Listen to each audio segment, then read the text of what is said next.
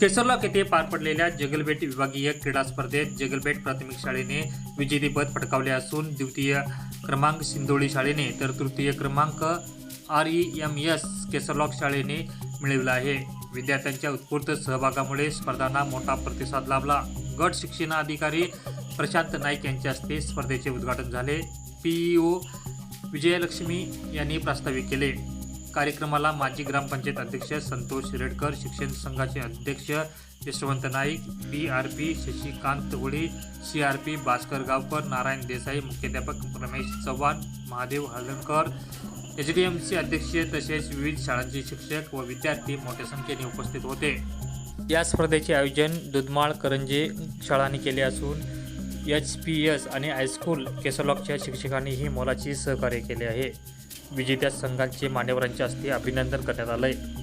विद्यार्थ्यांच्या क्रीडा कौशल्यांना प्रोत्साहन देणाऱ्या या स्पर्धा उत्साहपूर्ण वातावरणात संपन्न झाल्या।